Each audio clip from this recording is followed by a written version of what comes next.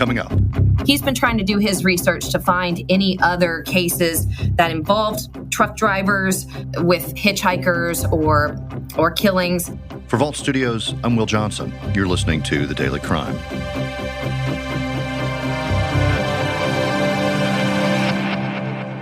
Based on some of the evidence we had in the bag and at the scene, we don't believe that that's the spot where she was actually murdered.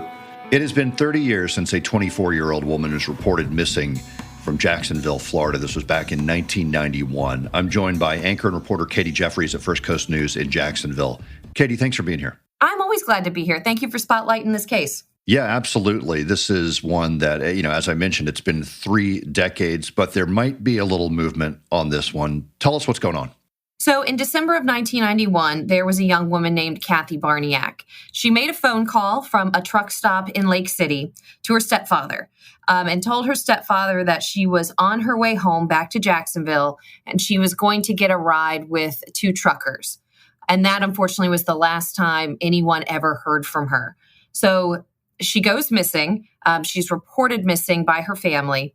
And it wasn't until 18 months later, in July of 1993, I believe it was, that her body was discovered by 2 fishermen. They were fishing underneath a bridge, kind of an I-10 bridge over a small creek. They noticed some stray dogs kind of digging at the ground. And when they went over there, they smelled, obviously, a very memorable smell of death. And then they saw what they believed to be maybe some flesh and a human bone. So they call the sheriff's department, who goes there, and they dig up the area and they discover the remains of Kathy Barnaik. And Katie, do we know how investigators were able to identify her at the time? Was it what she was wearing, or was DNA used or anything like that? I believe it was through clothing, and I don't believe it was DNA because DNA was so early on. So I think it was dental records.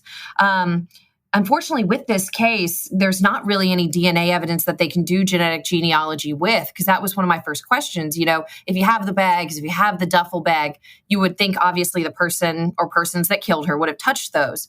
And they said that because of where she was buried, it was in a creek bed, because that area would sometimes flood when it rained. That would mean the area was soggy, it was covered by water, and that meant there was really no DNA left on the bags, on the duffel bag, for them to be able to use. And those conditions also meant that, my understanding is, cause of death was not determined at the time, right? Right. So they never were able to determine exactly how she died. The way they found her body, the lieutenant described it to me as when investigators first uncovered the duffel bag and they looked inside. Initially, they thought Kathy had been cut in half and put in that bag. Just because of the way the body was in the bag. It wasn't until they got her back to the medical examiner's office, they were able to remove her body from the bag, that it was just the way in which she had been folded and placed into the bag. But still, just a really, really sad, really difficult case with not many threads to pull. You mentioned she had called her stepfather. He was perhaps the last person to talk to her, right? Right. So she, a few days prior to going to Lake City, friends told investigators she had met a man who had offered her some clerical work, to do some clerical work. He had kind of a tree trimming business out in Lake City, and he had offered her kind of an office job. And she'd only been out there a couple of days when it didn't work out, and she was looking to come back to Jacksonville. And that's when she called her stepfather from a truck stop in Lake City, saying that she was coming back. But investigators don't even know which truck stop. She wasn't specific on exactly where she was. And the man whom she met, who you mentioned there, police looked at him, right? But he was cleared. They did. So they looked at him. He was really their only quote unquote suspect at the time, but he was since cleared. And they don't believe he had anything to do with this. It's been so long since this case took place and since her remains were found, 3 decades. But what can you tell us about her? She was still a young woman when she was murdered. She was. So she was 24 years old. The lieutenant said she had struggled with narcotics during her lifetime, and she had 2 young children who were both removed from her care when they were still a baby and a toddler. So unfortunately, these 2 children never really got a chance to know their mom. I did speak to the family of one of her children, because the boys were removed from her care and adopted out by other families.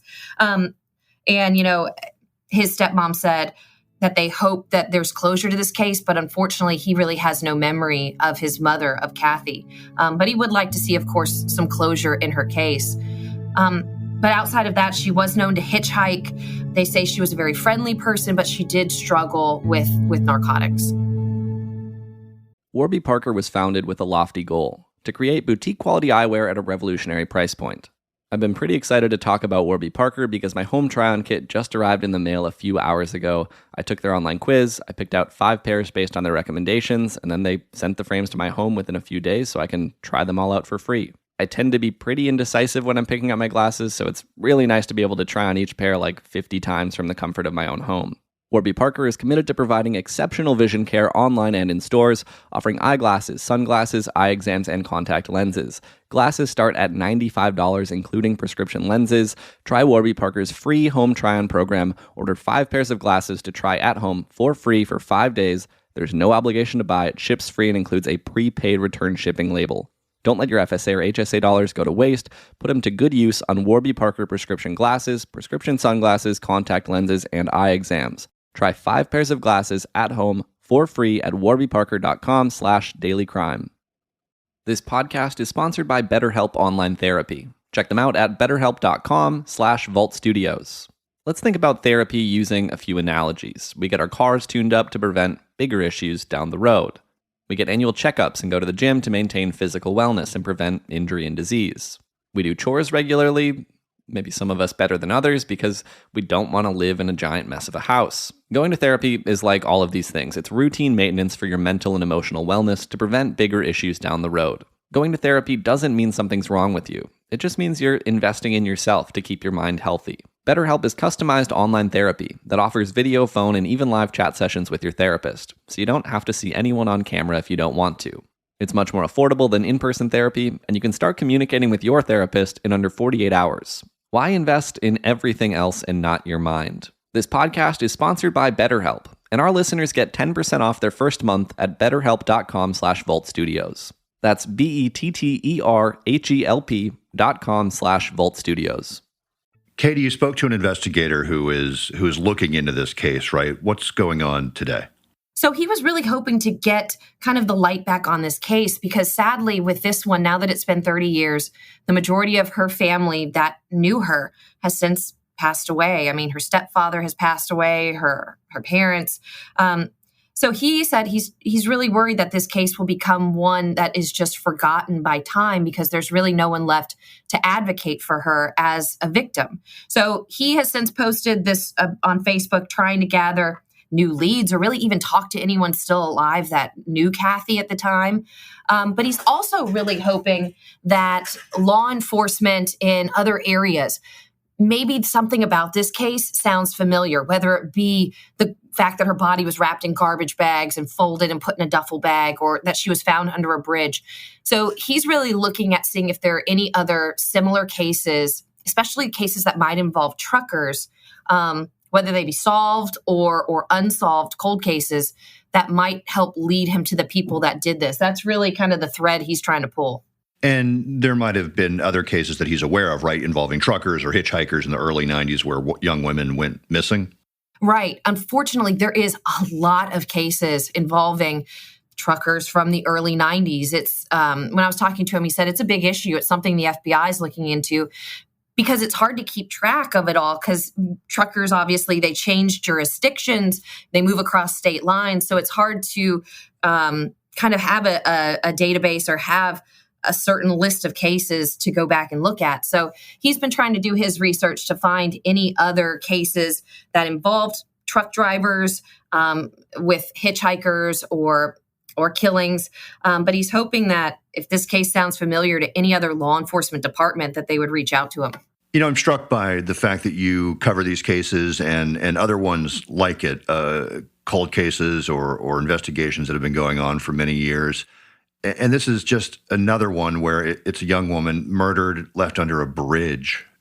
It's so horrible. And without DNA evidence, it really does just take, hard police work. And every now and again, you hear about a breakthrough or something happening. Truly, yeah. You really hope that with this one, there is maybe a retired law enforcement officer somewhere that hears this story and thinks, you know what, that sounds like something I covered back in the 90s. And maybe that is the piece that breaks this case.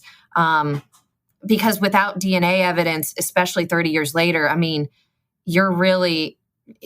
it's hard. It's really, really hard without DNA evidence. So hopefully getting this case back in the spotlight can bring in new leads, because I think what's so sad is like, you don't want Kathy to be forgotten. And that's what the lieutenant said too, that without her family, unfortunately, her children never really knew her. There's just no one to be her voice or her advocate for her case anymore. And unfortunately, that sometimes means victims, they do get forgotten with time. Katie Jeffries at First Coast News in Jacksonville. Thank you so much for talking to us about this. We appreciate it. Always. Thank you for having me. You've been listening to The Daily Crime, a podcast from Vault Studios. Be sure to check out our other podcasts, including Bardstown, The Officer's Wife, and our weekly show, True Crime Chronicles. For Vault Studios, I'm Will Johnson.